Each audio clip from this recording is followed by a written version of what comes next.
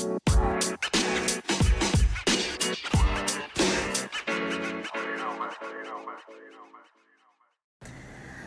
right, welcome back to the podcast. Welcome back to Theory and Theology. On this podcast, we talk a lot about different cultural topics, different types of belief systems. Just today, I'm probably going to be talking more about the topic of surrounding just like the culture of like relaxation and different cultures and things like that. Kind of talking about nudity, but that's not really fully the main topic, but just in general. But yeah, just some housekeeping a little bit. If you start seeing episodes that are being posted that are that seem like they are from a very long time ago, it's probably because they are from a very long time ago. Every so often I'm going through my episodes lists, and this app, Anchor, kind of posts things. And then there are other times where I have uploaded files to be posted that I guess I never formally posted, or maybe they just didn't post because of the Wi-Fi or something. And so when I go in online, there are a lot of like untitled documents that never got posted. So every so often I'll go in and make sure that those get posted. So sometimes it probably seems like it's something like, sometimes I'm talking about stuff that's happening like on specific days, specific times in the year, like Christmas or whatever it may be, and it's like, oh, why are you posting this like random Christmas topic in the middle of August, like, so that's why. It's not that I'm just like, it just never posted and I never checked, but it's something that when I go onto my profile on the actual computer, because I'm usually on my cell phone, but usually, like, I only more recently started going in on the actual desktop version. But anyways, so yeah, like, there's definitely something that I've noticed that it's not like uncommon for people who are very familiar with Western culture, and kind of at least like with Americans, with their nudity culture, I guess you might say. Now I mean, it's hard to really kind of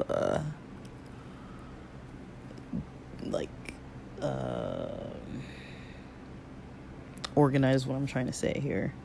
So I would say overall, in American culture, there aren't really that many places where it's socially acceptable to be without clothing.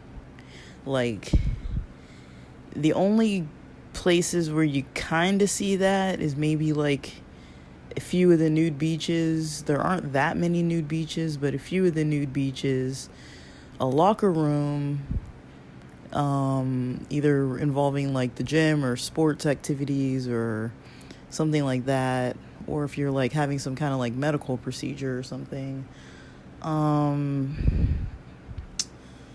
I cannot think of that many other times when you're just not gonna have your clothes on. I mean, just in American culture in general, it's a very clothed culture. Like, I would say at the beach, or maybe during Pride or Halloween, you kind of see people with a little bit more like body parts hanging out, a little bit less covered sometimes, either as part of a costume or part of their beach attire, or you don't really see too much. Like, I would say at festivals too, a little bit, kind of any place where there might be costumes.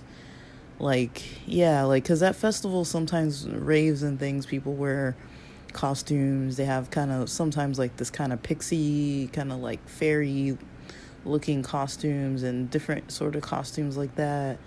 And I don't know. I don't really know how many. Yeah, I'm trying to think if there are really other places, but there don't seem to be that many, honestly. And a lot of people, I think, I don't know if Americans are just like taught at a young age to just like wear clothes.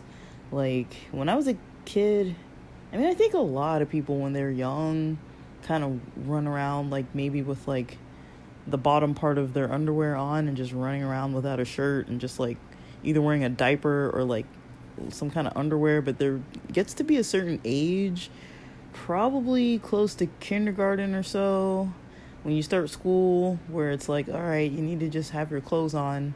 It's socially acceptable to wear clothes, but like always wearing clothes, like like it's kind of like an interesting thing because like I don't know. I mean, I'll sleep with clothes on. I don't really care. But it's like, if it's just me and I'm not bothering anybody, I don't see any reason to be really wearing a lot of clothes when I'm sleeping. It's like, I'm sleeping. And I know people always have the argument that's like, what if there's a fire or an earthquake? And I'm like, yeah, but it's not like that's happening every night so often that I need my comfort to be disrupted just because of the potential for like disaster. And if there is a disaster, I will have to deal with it when it comes. I'll be the unclothed one, or I mean, I sleep with my clothes next to me. I'm not like, they're not like across the room in the dresser or something, and I'd have to like sort through things and like find out what to wear. Like, I have them close enough to me that if somebody's like knocking on the door, I can like put them on and like answer the door. Like, I'm not like, but it's like, yeah, if my literal room was on fire or something during the night and if I needed to really get out, or if we were getting robbed or something, yeah, I'd probably have a bit of an issue. But I'm willing to take that risk. But yeah, it's kind of interesting. There's this Korean spa near my family's house, and it's okay. So the first time I went, and I think I've talked about this before when I talked about like nudist culture. Maybe I've talked about this, maybe not. But there's this Korean spa, and it's just in the middle of the city. Like, it's not like hidden, but the area that my family lives in is very healthcare. There's a lot of like health and wellness, healthcare, yoga studios, meditation places. Like, it's near the beach, so it kind of tends to be it's not like, right, we're not like on the beach like that, but like it's kind of like a beach city, and so like it kind of has that LA beach city culture of like a lot of like usually kind of more westernized versions of like different types of spiritual practices, but it's not necessarily like for spiritual reasons, just more like health and relaxation just in general. It's not necessarily tied to like a religion, but you do see those aspects of like Buddhist culture and like different kind of like religious types of like things around in there, just because a lot of it they do take from like Eastern cultures, whether or not they're actually doing the actual like direct healing practices or what. I mean, each site is going to really be different from one another. There's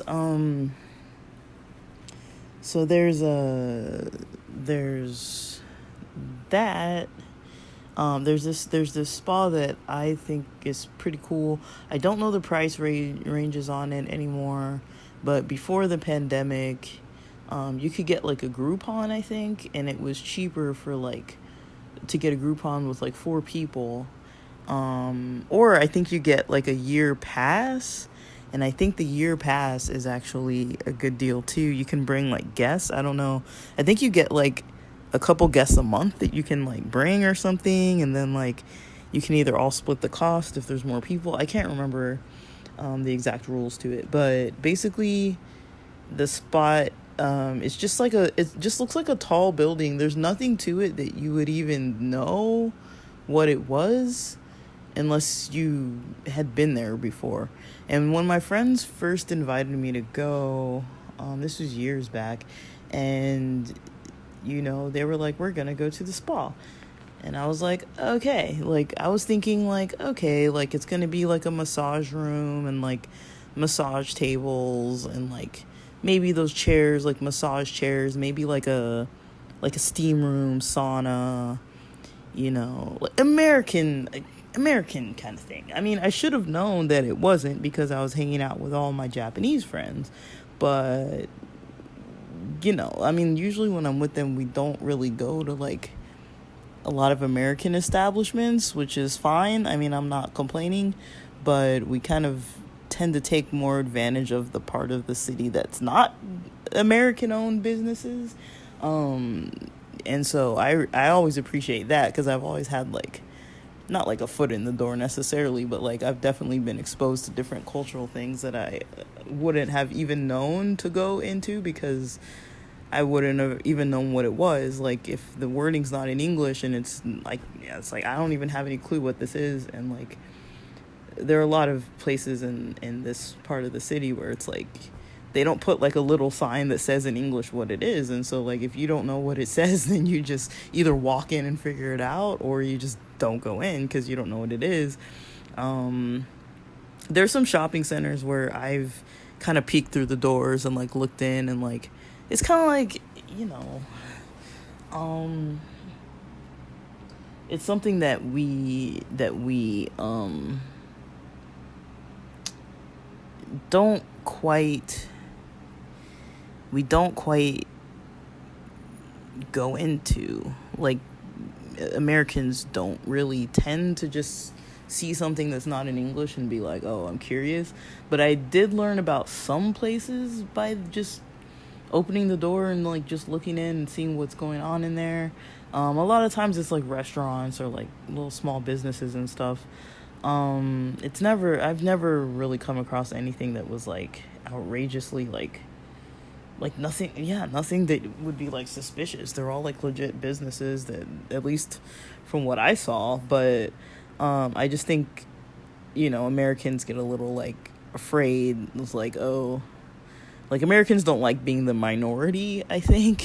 And it's kind of like, well, I'm black and female and gay, so like I'm kind of used to being a freaking minority. But it's kind of interesting entering like another minority group's cultural space, and then you're another kind of minority. It's like like and it's like I think people aren't really used to seeing people like me in this area of town too. So it's kind of like a little bit like, that's the only thing that ever really worries me, is like, cultures can clash, and sometimes you're just like, oh, like, whatever. Like, there's nothing you can really do about that. It's a learning experience from everyone. All you can really do, at best, is learn. If you can't learn or don't want to learn, then that's a whole other issue. But, so yeah, like, I would say it's just a chill spot. Like, you can go in, and basically, you just check in. They tell you either left or right for like male or female locker room. You go into the locker room, you change into the clothing that they give you, the kind of like shorts and t-shirt that they give you. No shoes allowed. You can have slippers and part of the bath part, but you're not really wearing them like in the water and stuff. And so you would go in, basically you have nothing but a towel. If you leave the locker room, when you're going into the baths, you only have the towel. You don't really have other stuff unless you have like soap or something like that. You're not really bringing anything else with you. They give you like a key that I think it attaches like around your wrist. I can't remember if it's like a regular kind of key or some kind of scanning thing. I can't remember, but like I just remember like, yeah, there's something that like, so you don't have to worry about holding your stuff because you don't have pockets or anything, obviously. So you just walk in, take a shower, and then once you're clean, you go into the relaxing bath, whichever one you prefer. There's like warm, hot, cold. Um, but it's separated, the locker rooms are specifically gendered, male, female.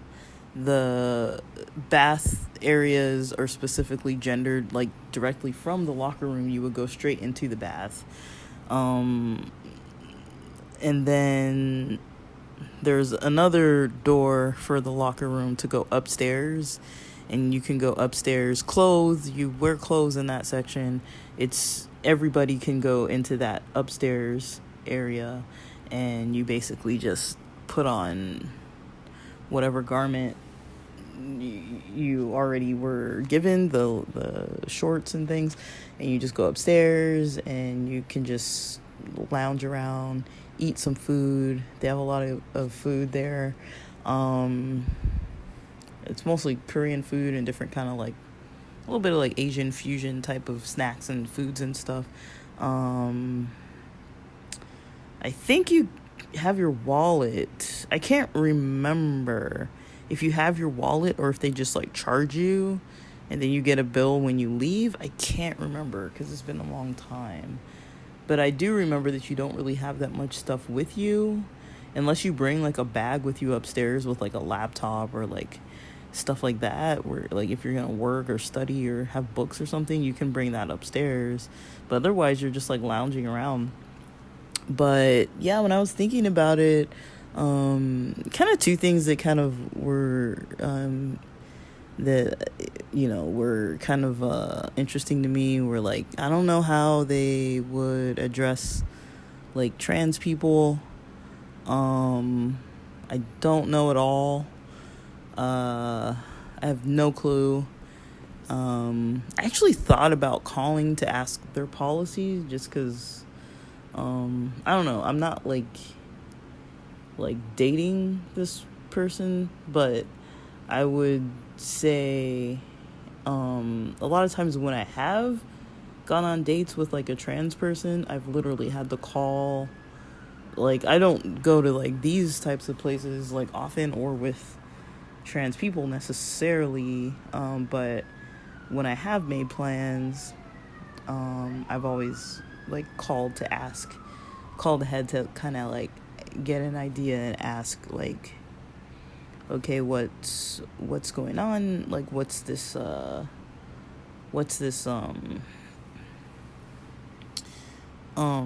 what are the rules, like do you serve like trans people, like what, like just so that I don't know, I've had experiences where I've hung out with trans friends and it's like they kind of get like denied from a lot of places, or it's just uncomfortable just because the staff isn't prepared, there's no protocol in place. And coming from working in a mental health environment, at least there's like some awareness. I feel like we at least know in Southern California where we fall short, and we know, okay, maybe we're not like equipped to necessarily help this population of people like directly as well as we would like or as well as they would need, but at least we can direct them in the right place if there's something available, or at least we can try our best with what knowledge we have and kind of learn as we go, which isn't maybe like the absolute best, but we don't really necessarily turn people away. But we don't turn people away necessarily for being trans and not like fitting into different categories that are already in place. Like, we'll try and address it and be like, well, we need to make an option for this population of people. Like, we try to do something about it.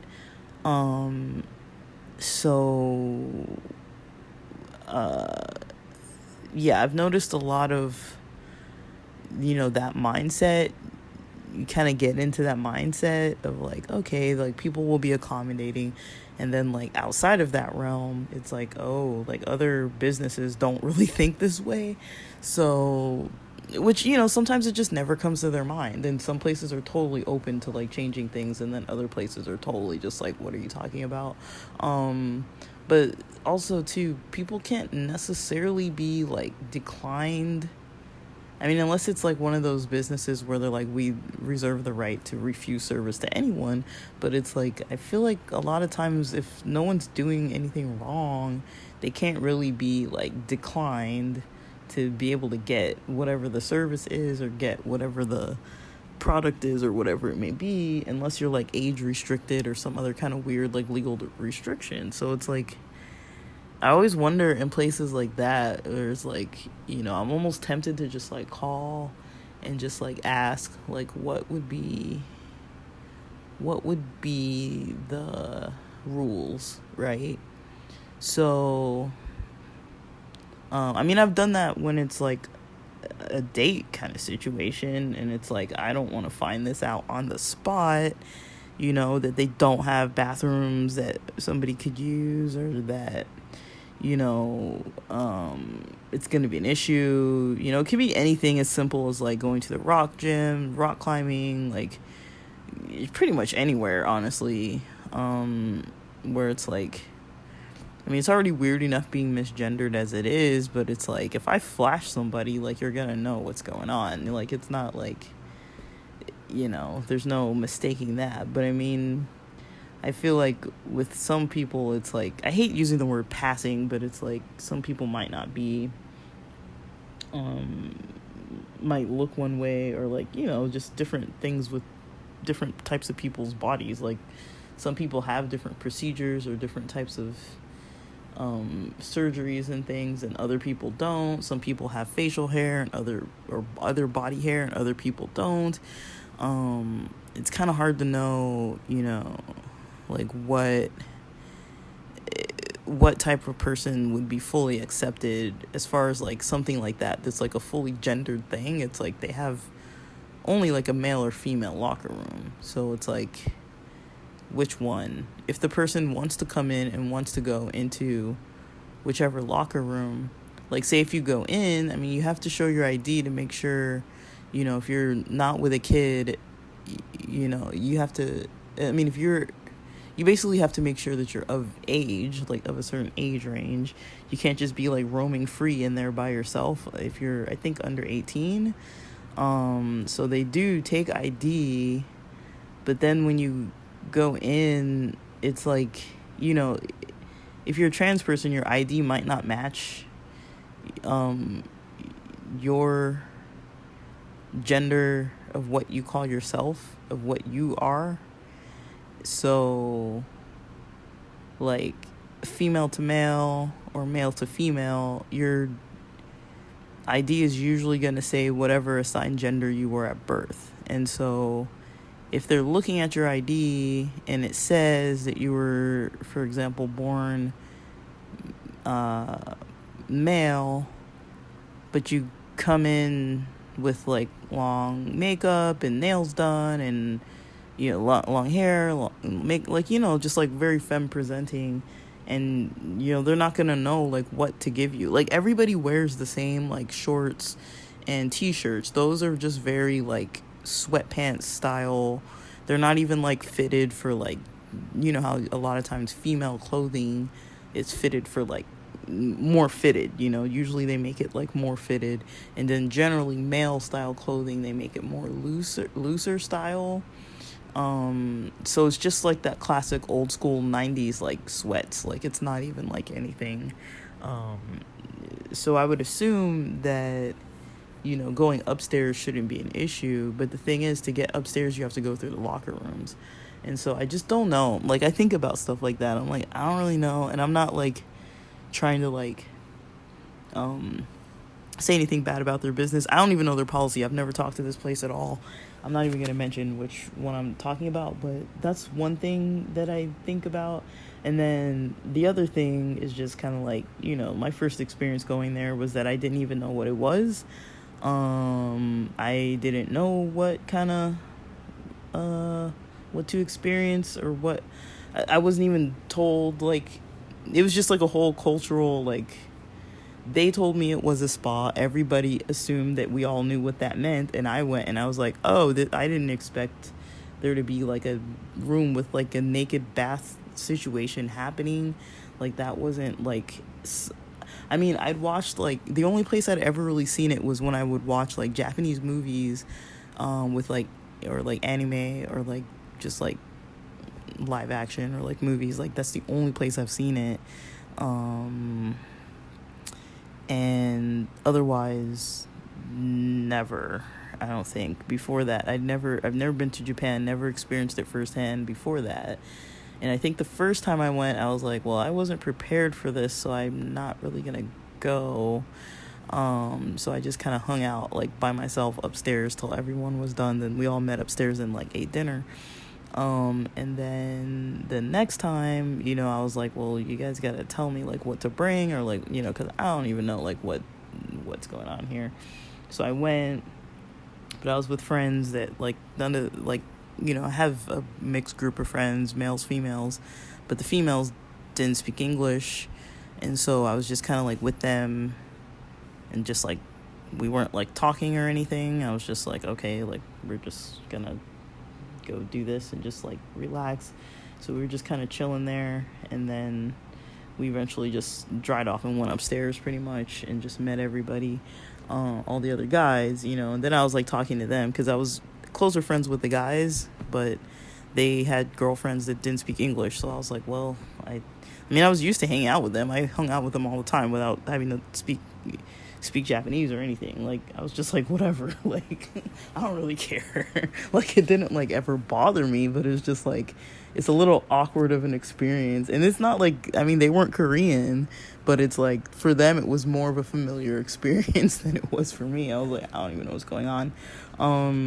It's like, yeah, there's, like, rules to things, and I was like, I don't understand. Like, I would have preferred to have somebody there to explain it to me that spoke English, but, you know, whatever.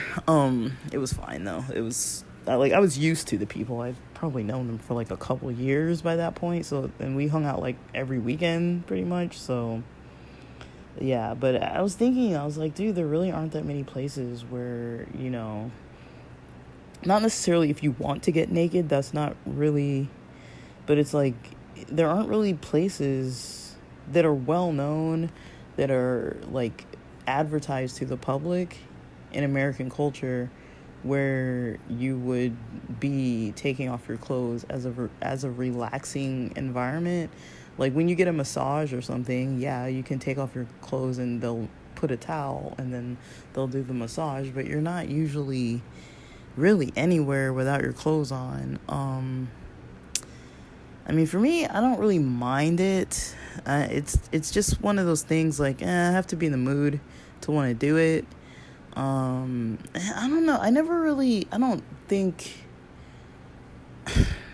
don't know. Because I know in U.S. culture, nudity tends to be one of those sexualized things, where it's kind of like, almost like, it's kind of weird too, because, like, things like, even, like, linking arms, or, like, holding hands and kissing people, that's almost sexualized too. Like, but it's kind of interesting. Like, I don't remember who pointed this out to me, but it was somebody, and I can't remember who the heck it was. But it wasn't that long ago, because it was, like, in grad school, that somebody was like, I can't remember who, but somebody was like, I can't remember who it was, but I'm trying to, like, think of, like, this, like, the setting of where I was. But I remember walking through a parking lot, coming out of, like, it was either Korean barbecue or boba or, like, something like that, and I was with some friends, and one of them was kind of like a touchy-feely, you know, some people are just, like, really touchy-feely people. And then I was with some other, like, female that I knew, and we're just, like, walking towards the car, and then, you know, the other female that I knew was like, I don't know how you can stand when she, like, talking about some other, like, female friend of mine, that she is always, like, touching you and, like, holding your hand and that kind of stuff, because, like, I guess she was like, I don't know how you can, like, stand people doing that if you're not gay or whatever. And I was kind of like, well, I am, but I mean, that's not really, I didn't really take it like that, though. It's like, I feel like there's a difference between, like, that kind of, like, like that kind of thing. Like, you can tell when somebody's just being friendly.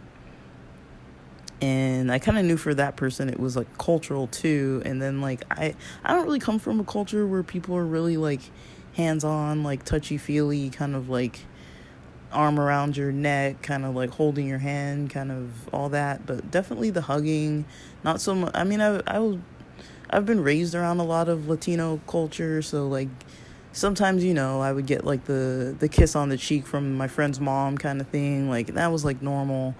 Or like a couple friends that would do that, but it wasn't really, yeah, like there was definitely a lot of, like, just people get a little concerned about it. And I mean, I get it, I guess. I mean, it's like, it kind of does like assume some things, but at the same time, it's like, in my head, I've always been like, who cares? But then it's like, I also know, depending what environment you're hanging out in, that might not necessarily be like the safest of looks to have, is to be like, openly just like being physical, like physical affectionate that's not between two assumed like hetero cis people, is usually like, people aren't necessarily like frowning, but they're kind of like, don't do that in front of my kids, or kind of like take that to another room, or like, like there might be somebody getting offended. But yeah, I just find it kind of interesting. Like, American culture does have a lot of like sexualized kind of things that aren't even necessarily like inherently sexual, but I think every culture has that. Like, I know like the Himba tribe, for example, they don't really wear that much clothing, in all honesty. They're the ones that have the hair that's kind of covered in that like red kind of clay that looks like braids covered with like clay, kind of like a reddish clay. And then they have like, usually the women have no top and have like a skirt type of bottom clothing. Like, not a long skirt, it's like a short little skirt. And then guys have like a sort of a loincloth situation, like some kind of bottom covering type of thing. I don't know the exact words for it, but for them, it's like they're hardly wearing any clothes, but they cover their ankles. They'll usually have their ankles like wrapped with like different types of like beads and ropes and different kinds of things. Like, they like traditionally, like, no shoes, no pants, no top, but they can be still like adorned with like different beads and different like hair types of things, and then just like whatever they have on their ankles. And like, in our culture in the US, it's like nobody cares about your ankles that much these days, but yeah, they don't really see like breasts to be like a big deal. It's just like, whatever, you got them, like, whatever, they're there. And so it's kind of an interesting thing, because I'm pretty sure they weren't like sexualized about that when they were like younger, so they don't really care when they grow up. And then, but it's kind of interesting in American culture how Americans don't really have, like, I don't know, American culture is pretty repressive, in all honesty. It's like, it's pretty like, it's repressive and oppressive. It's like, it's a combination, but it's like, yeah, it's really, it's kind of like a fascinating thing, because like other cultures don't really see it that way. Like, there's nothing really inherently sexual about taking off your clothes. Like, for me, the only time I think of it as like a sexual thing is if somebody's being like flirty about it.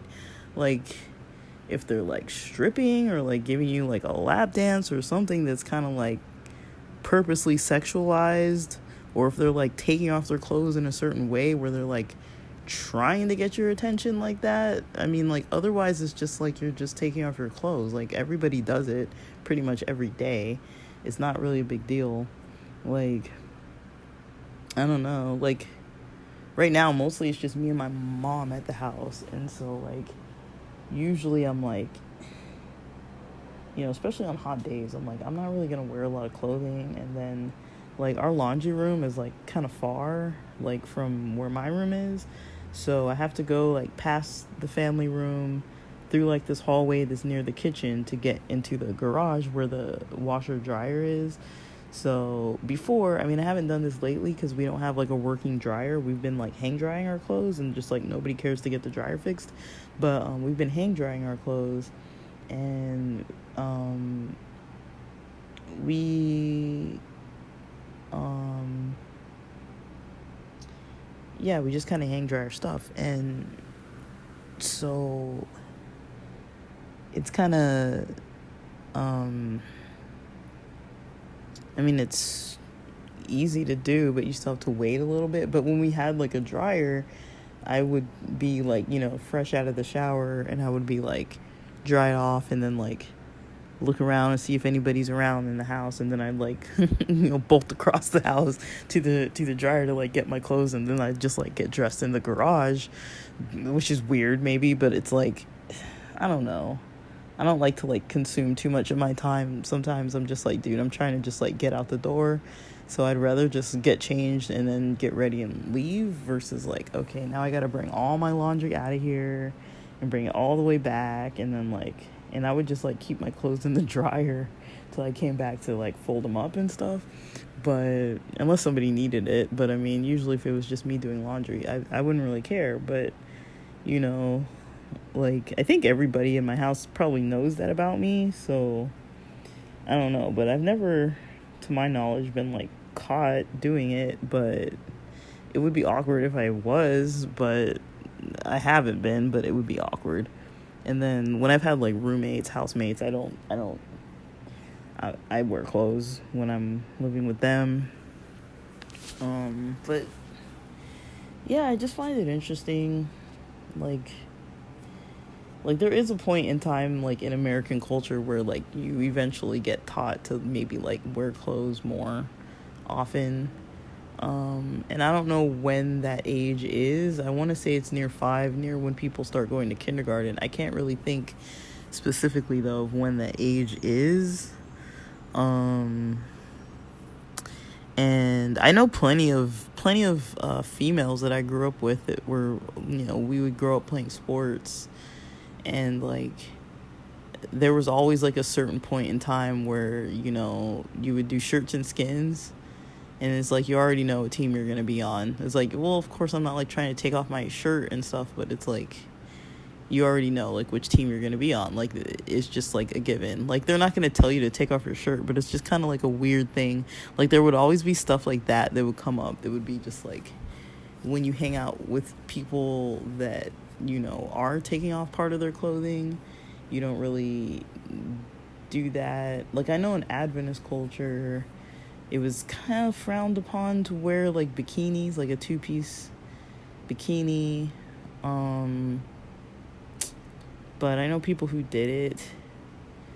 Like, I've never been much of a swimsuit person. Like, I don't know. To me, it's just, I mean, I get why people wear them because it actually makes like way more sense. But like, I had a swimsuit, like a 1-piece, and I would always just kind of wear like board shorts over it, just because that's, I mean, like half the clothes I own are like freaking board shorts. Like, it was just something I would wear at the beach, and like I used to always be at the beach, so it was like I would always have the swimsuit and then the board shorts, and then like it would just be like tops covered with the swimsuit, and then just like jump in the water. And like, I don't know, like I never really, like, I'm not really a great swimmer or anything, but I mean, I used to be like a lot more active at the beach. So it wasn't really so much about me like taking off, oh my gosh, like taking off like the bottom portion of it. That wasn't necessarily like a big issue, to not wear the shorts. It was more so, okay, I'm like running around playing soccer and like trying to learn how to skimboard and like falling on my ass. And like, like we would do some like boogie boarding and all this other kind of stuff that I was kind of like, I don't know if this is enough clothing to like comfortably just be doing all that. So I would usually wear just like something, because not anymore, but I would just like run around at the beach like that. And then when I outgrew that swimsuit, I just kind of never bought another one. Like, I literally still have it. Like, I have so much old shit that like I need to just totally toss, but I'm literally just like looking right at it, like a piece of the shoulder strap of it. I still have it. Like, it's the only swimsuit I've ever owned, like, since, I don't know. Like, I was the same size for a long time, and so I wore that probably through most of high school. Like, I think I stopped really growing as far as height in like maybe 7th grade or something. And then my shoe size got a little bit bigger over time, but no, like overall, I've pretty much been the same size until I started gaining weight. Then it's like, okay, now I'm bigger in that way. But pretty much all the way up until I was about 17, I could fit pretty much the same clothes.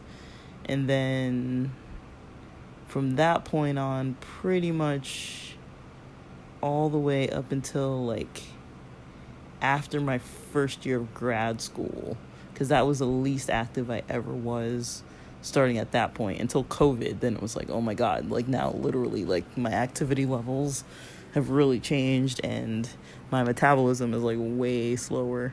But yeah, other than that, like, yeah, I'm trying to think if there are other examples, but I think those are the only ones I would say that I have. It's just kind of interesting to me. I just find it all interesting that that people aren't like, I don't know. Like, I'm not saying people need to like take off their clothes and stuff, but it's just kind of like, it's not like socially really a thing that people do in this culture, in American culture. But something I did want to mention, which is kind of, because I don't know if I should even mention it, because it's not really like a majority culture thing, but I do think in queer culture there is a little bit more space for that kind of thing. I mean, there are, I don't know if it's called this all over the world, but bathhouses, for the most part, I mean, bathhouses tend to be gay men, and usually it's it can be like a cross between like a sauna type place where people can have sex there. Like, they're just called bathhouses. Like, they have them all over the place, but they're like hidden. They're not like mainstream. Like, I couldn't give like any addresses, but I've looked them up before. Like, they have them in LA, San Francisco. A lot of major cities have them. They don't tend to have female spaces like that too much, but they do have them.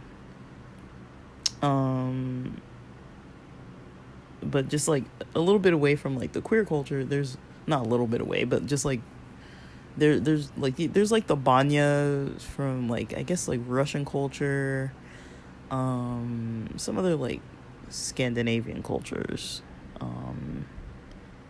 have like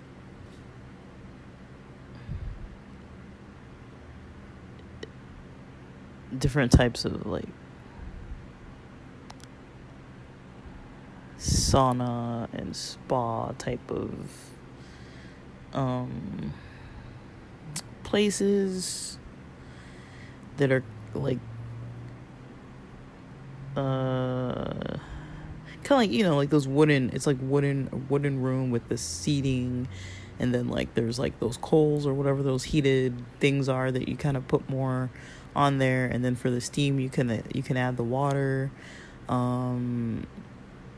I mean, I've definitely heard about that. I don't know if, I would assume LA would have something like that, and I don't know how the nudity works in those, but from what I gather, it tends to be towels.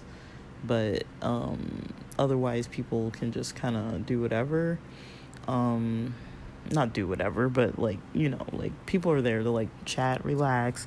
Now I'm not certain if Vietnamese culture has something like that, but the reason why I think there might be is because whenever I go to the gym in San Diego, the gyms that have like the steam rooms, the saunas, things like the jacuzzi, stuff like that, the pool, usually I'm there with a bunch of elderly Vietnamese people. They tend to use it probably the most, and I can't tell if it's because of, they've created like a community that meets there and they just socialize there, or maybe like there's a large Vietnamese community living in the area. But I'm thinking that there might be something culturally that like maybe draws them to that at the gym, because it's like you're already paying for the gym, it just happens to be there, but it's not like nude, like people aren't like nude in there, and it's co-ed, like the locker rooms aren't co-ed, but the pool, the sauna, the steam room, the jacuzzi, they're all co-ed. And usually it's just like me sitting in there with like a bunch of like old like Vietnamese guys. And like I'm a regular, they're a regular, like we're all kind of like regular, so like we just all kind of like chill. And sometimes they're talking, but it's like I can't understand what they're saying anyway, so like it doesn't necessarily like distract me or anything from like relaxing. But I mean, I don't mind it. I never even knew. I was always wondering if it's awkward for them. Like I'm usually just going in like my beach clothes, like a rash guard and like board shorts. I'm not even like wearing like a bikini or anything, and I'm just like, I wonder if it's weird for them that I'm like a female and they're like old guys. Because I think about it, I'm like, in my dad's culture that would be like weird. Like you don't do the whole gender and age hierarchy crossover like that. Just like you stay with your own type, you don't really go out. And if you are with your own other gender, if you're with other genders, usually you're of the same age range. You don't usually cross between age ranges. Like when I go to my family's houses and they're like sitting at a table and it's all like adults older than me, like my parents' age, and then my aunts, uncles, their friends, I'll look around and I'll be like, I'm the only person my age at this table. So I'll literally just get up and go find somebody who's either younger than me or looks like they're closer to my age. And usually it's like we know we're supposed to hang out with each other. It's kind of awkward when you're like the in-between age. It's like there's little kids running around and then there's like your parents.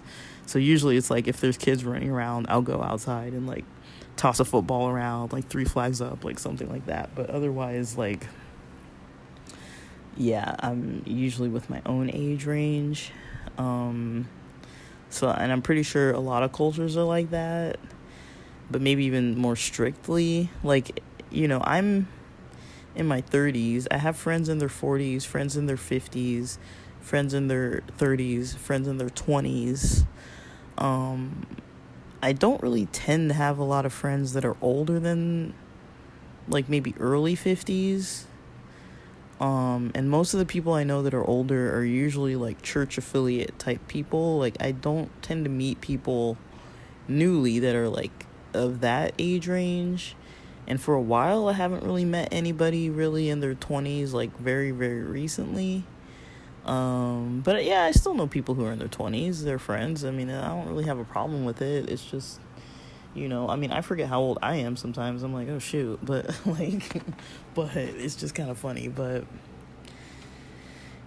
yeah, I don't know. But yeah, the last thing I was trying to say was about like queer culture. So they do have like things like that, but they're not necessarily for, I mean, those are definitely sexualized. Like, queer bathhouses are definitely a sexualized space. Like, people go there and have sex there, or they hook up and they find people to take home if they're going home. But it's usually more of, like, a space for people to kind of just be having sex or finding people to hook up with. I don't know if straight people go to them, honestly. And then I really just don't know if straight people go to. I don't even know if they have them for straight people. I don't know. I've never looked. I've never heard anybody talk about it. I mean, they have sex parties. I mean, that's usually sex parties do tend to be kind of either more swingerish or hetero couples, unless you're specifically looking for a certain sexuality or gender dynamic. I mean, they have like hosted ones where there's like people who like host them, like it's not the same thing, but almost like if somebody would have like a yoga retreat kind of thing. It's almost like that. Like people can sign up to go and do this thing. But yeah, I don't know really of any like straight bathhouses. They do tend to be for gay males. I don't know if trans males, I don't really know if it's like open to trans males. I mean, I feel like most of queer community things are open to trans people. But I just don't know. I've never asked any of my trans friends if they've gone to any of those bathhouses before. I don't even know if they would be interested to do it or if that's what they want to do. I mean, like, I actually don't think I have any trans male friends that are gay. I'm trying to think about it. I don't think I do. I have trans female friends that are gay, but not trans male friends that are gay. So, yeah, I don't think that they'd necessarily want to be going to, like, a gay men bathhouse. That probably wouldn't be what they were looking for necessarily, but I don't know. I mean, like, I really have no idea. But yeah, they're basically there, like, for people to be able to have sex with each other. Those are sexualized, and I don't know if they, like, what services they offer. I know they have them for females. They're, like, few and far between. You kind of can't really find them, and they're pretty underground, and they're usually, like, another word that's used, though, is sauna. Like, sauna is another word that you will see, but a lot of times it's usually female, usually. But even though that word out here isn't, I think in Singapore people say sauna more likely, and I know Singapore has them. But yeah, it's one of those things too. I don't even know if, like, straight culture has them. I've never heard of anything like that for straight people. Like, just like an establishment that just, like, go in there and, like, get a ticket and you have sex with people. I don't know if that's, like, a business. And in the US, I don't know if it's legal or not legal, or, like, what the restrictions are with it, but I know they exist. They're just not, like, commonly advertised, but, like, you can find people who know about it and stuff. Like, it's not, like, in major cities, it's not that hard to find. They're just not obvious. It's usually like, oh, that building over there that, like, nobody ever really knows what it is, but it's been there for years. It's like, that's the one. But yeah, I don't really know. Like, there are a lot of things about the straight world that I just don't freaking know. Like, that's one of them that I guess I'd probably have to find out, because I've never looked or talked to anybody who's ever mentioned anything along those lines. Which is kind of surprising. You would think that they would have places like that, but I mean, they have strip clubs, I guess, where usually it's for guys to go watch women strip. Like, usually that's more the norm. And then as far as, like, stripping, they do have a lot of, like, I don't think it's probably 50-50. If you go to, like, a gay event, there's gonna be go-go dancers, and they're not, like, fully nude usually, but I mean, I don't know, if you tip them, there might be some brief nudity. sometimes. But yeah, I don't know. Like there's even like some of the servers at some of the places where I go and like hang out with friends and stuff. There's some lounges and like some clubs where there's just like these guys that just like walk around and like they kind of know some of my friends, and so they'll kind of linger a bit and just like hang out, and they just basically just wear speedos or like a fanny pack and like a thong, and they're basically just serving like jello shots or whatever, and like, you know, they kind of flirt a little bit with their customers and stuff, but usually they kind of like are just pretty professional and just friendly, and then otherwise they talk to their friends, like the people who they know. And I just happen to know people who know the people who have those jobs, but not all of them, but like, so I've like interacted with them some, but not so much. Like we don't like know each other. Like if I see them like outside of that, you know, area, like out on the street, just like in passing, like walking, I'll just, hey, what's up, you know. But other than that, like, I'm not like, we don't like know each other necessarily. I mean, you never know. I mean, for me, I always feel like you never know who you're gonna actually know. Like, you know, friends of friends, sometimes, you know, like you give somebody a ride home or something, and then like, you know, you exchange numbers, and now you start hanging out, and like, you never know, right? Like I've made friends from just interacting with friends of other friends. Like that's not totally uncommon. But at the moment, I don't know anyone who's currently a go-go dancer. I have friends who were go-go dancers when I knew them, and we didn't, I mean, I never went to a place when they were dancing, so I don't know where they were dancing, but it was in LA. It was like before I even moved from LA. So it was in LA. And I don't think I've ever had any straight friends that are go-go dancers, that I know of. I don't know. Like, it's just, I don't know. It's kind of interesting to kind of compare different cultural aspects of things. Like, I feel like, I could be wrong on this. I feel like gay people overall are kind of like definitely oppressed, but then definitely also like have this kind of like repressive upbringing trend. Not everybody, but a lot of people are, this isn't uncommon that a lot of gay people are kind of like repressed at a younger age, and until they get more like independent, and then they can kind of live the life they want to live. But usually if you're living under somebody else's roof, you kind of got to play by their rules.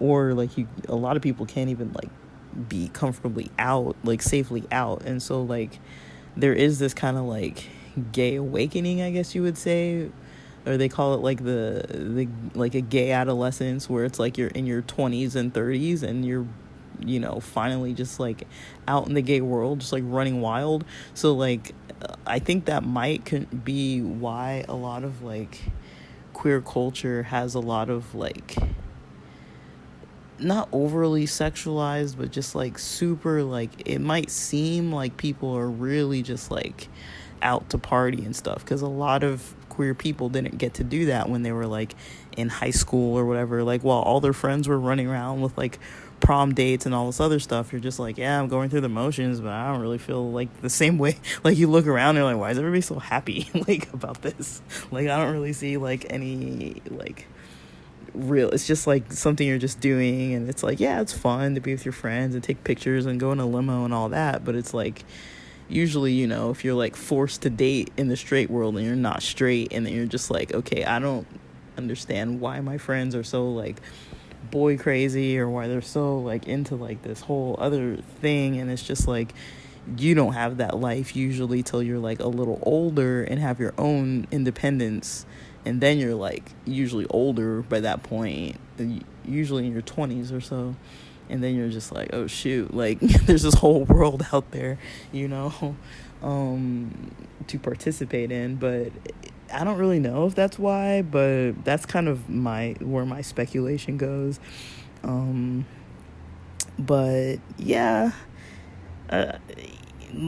I'll just end it soon. I think one thing I really liked that I heard like a nudist say on some show once was that like the thing that he was saying was the best thing about nudity is because it puts everybody on an even playing field. Like you can't tell like who has money, who doesn't have money. Like you can tell by like body image kind of who's taking care of their bodies or whatever, but outside of that, like there's so much that you can't really judge. Everyone comes into the room without anything, so that's kind of ending thoughts, but hope this was interesting. Thanks for listening.